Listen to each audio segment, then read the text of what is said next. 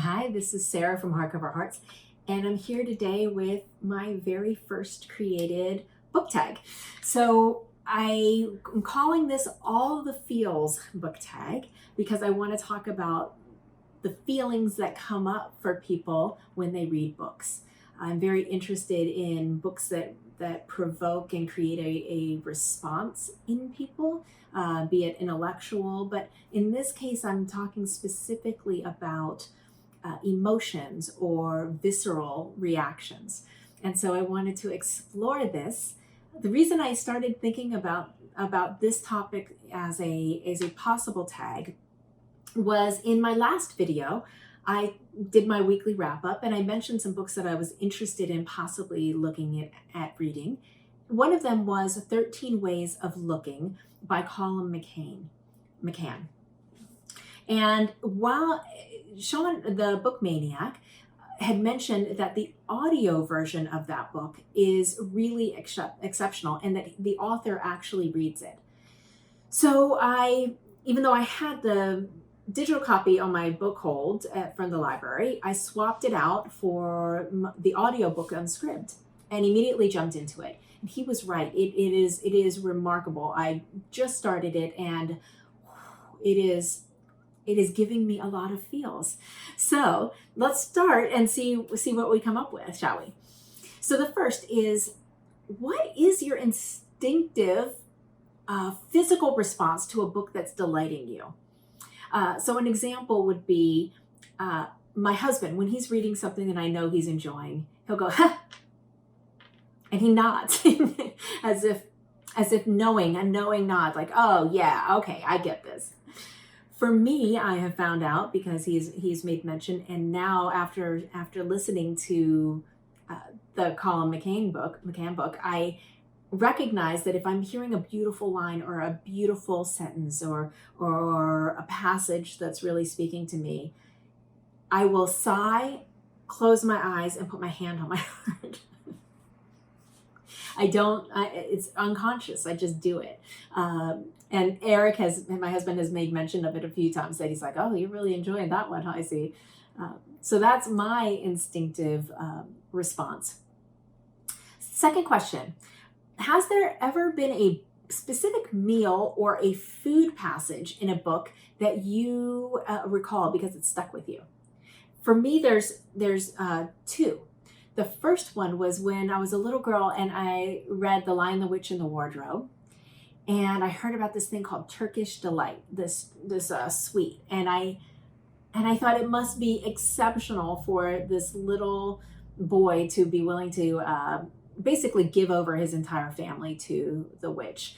And I remember how disappointed I was when I first had the opportunity to taste it. I was like, this is what he betrayed his entire family for? So that has stayed with me. And the second is from my favorite book. If you've been watching this, no surprise, 84 Charing Cross Road by Helene Humph.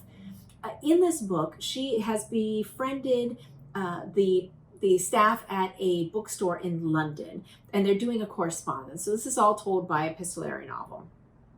And she has found out that they are under privations because of the rationing post World War II.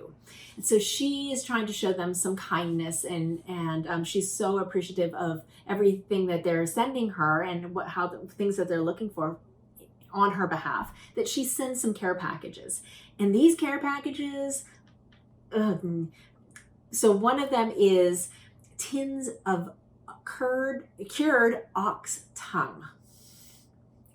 And then another one that stood out for me was cans of whole eggs. And both of those, I can't fathom. They act like this is the best thing that they've ever received in their life. And they are so thankful. So either they're the most polite people ever captured in book form, or they really liked it. No telling for the English palate back then, I guess. The third is, what is the first or most intense memory you have of actually seeing the words that are on the page and seeing a passage in a book?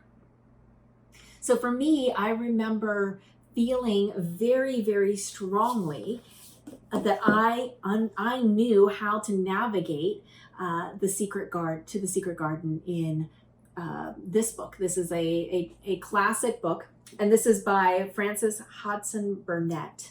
This is The Secret Garden. And there's so many beautiful passages about the mansion and the sick cousin, and finding the garden and tending to the garden.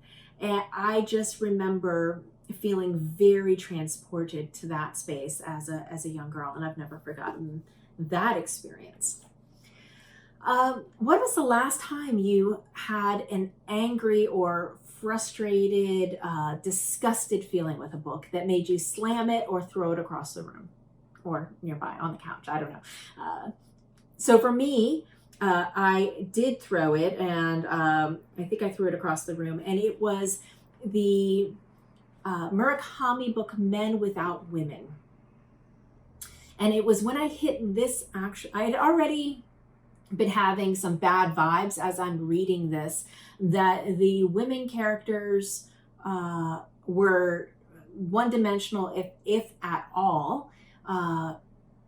And I didn't see that there was any resounding commentary that this was a bad thing, or that these men's lives were affected negatively because of how they were responding to the women in their orbs. And it was just this treatment of otherness of women that really, really bothered me. But when I got to this passage, I flipped. Women are all born with a special, independent organ that allows them to lie. Done. Dead to me. So yeah, that was the last time and the last book from him I will be reading. And I'm going to link to a really fantastic review of this that Adam from Memento Mori did, that I would love for people to watch, because I think it is really, really pretty outstanding. So aces on that, Adam. The next one is, tell us about a time that you have been startled in a book. And the book should be something that's not a thriller or suspense or horror where you would expect something like that. For me, it was, I remember gasping when I read M Train. There's a passage in here that is so raw and so heartfelt and so emotive that I literally gasped out loud. And you have to know that this book is non-linear. It's not plot driven. It's a meditation on memory and where memory takes you, and the different thoughts that happen, stream of consciousness. And it's very much Patti Smith in her Patti Smith way of poetry. It's a poetic look at memory and the ripple effects of memory, and following the threads. So she talks so much about her husband who passed away, and he passed away at least 20 years ago. It has been a very long time. And she is very wonderful at keeping his spirit alive and keeping him present in her mind. That's something that Patti Smith is uniquely known for, is her ability to love the people who are passed with the same fervor that she does for the people who are here. But when all of a sudden there's this break, and you get the sense that, oh, wait a minute, maybe this isn't as easy for her as I had originally thought. Beautiful, beautiful passage in that book. Next up is, tell me the last time that a book made you laugh either with it or at it. So for me, I really laughed a lot with French Exit. I love a good riches to rags story.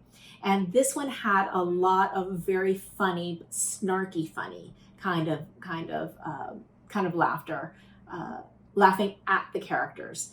They don't realize they're being funny. So it's kind of a send up of them. And so that's a different kind of humor. A humor that I think is that I wanted to talk about here is something that's a little more, a little kinder, or that it's more well-rounded, that isn't as dark maybe. How about that? So I found the humor in The Heart's Invisible Furies by John Boyne so palpable, so lovely.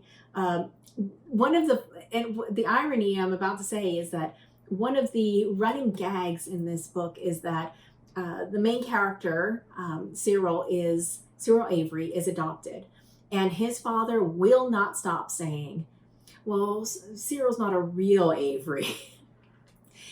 And yes, it's mean-spirited, but the way that it just comes across so often, you end up getting in with the gag and recognizing it and seeing it coming, and it just connects you to the story in a way that really pulls you in. And you want to talk about a book with all the feels, this is one of them. Just very well-rounded in the life story of this character, Cyril Avery, who's not really an Avery. The next one is, what book made you feel expansive? And when I think about expansive, I think about optimistic, hopeful, just soul enriching. And for me, it was a book I read earlier this year, The Overstory by Richard Powers. This book, although it has some major plot problems, I think, it's not a perfect book by any means. It's definitely created in a way to force an emotive response out of you. And so I recognize that some people have felt manipulated by it. But I do think that the emotions that I get in the certain passages and certain portions have made it worth it for me. So that is the main questions. Then I have 2 bonus questions. Read a passage that made you feel, and then let us know what that feeling was. So for me, I'm going to choose a passage from The Overstory, and this is one of my favorite characters that definitely made me feel a ton. And this is Patricia Westerford. And she is a professor. She's a woman who deeply, deeply is connected to nature and loves plants and trees. And she is leading, in this scene, she is leading a course at the university, and she's trying to inspire more than an intellectual pursuit. She's trying to inspire them to feel something. And she's trying to connect herself and her passion for them. Too many zeros, their eyes glaze over. She must shepherd them back over that ultra-fine line between numbness and awe. Quote, billions of years ago, a single fluke self-copying cell learned how to turn a barren ball of poison, gas, and volcanic slag into this peopled garden. And everywhere, everything you hope, fear, and love became possible. End quote. They think she's nuts, and that's fine with her. She's content to post a memory forward into their distant futures that will depend upon the inscrutable generosity of green things. So I loved that passage, and it made me feel her passion and her drive and what she was trying to do and how much she felt. So I love that. And then the last is, let us know about a specific sense memory that a book evoked for you that was not related to the book, but all of a sudden transported you. And I'm going to pick from one of my favorite Folio Edition Society books, Folio Society Edition books. And this is The Tiger and the Smoke by Marjorie Allingham. A really beautiful, beautiful edition. And this book is a Victorian mystery, and Fog is almost a main character, and it's so evocative and so lushly discussed, and very sinister. And this is during the times when there's so much coal production and the air is completely poisonous and polluted, and it's thick, it's yellow, it's intense, and it's very frightening and claustrophobic. And it reminded me of when I had first moved to San Francisco in my 20s, and I'd be walking home from school or alone at night walking the streets, and the fog is so thick. It almost is enveloping you, and you can't see very far ahead, and you're just nervous. And the lights on the streets look like these orbs that are covered with this gauze, and it's just so creepy, and so you feel alone and claustrophobic. And so I was immediately transported from this book back into my 20s, and that feeling. So that is the tag. I'm going to list some people that I would love to have do the tag below. So look, if your name is not there, please feel free to do this tag if you are so moved, if you feel like it. So thanks so much. Have a great rest of your weekend, and we'll talk to you soon. Bye.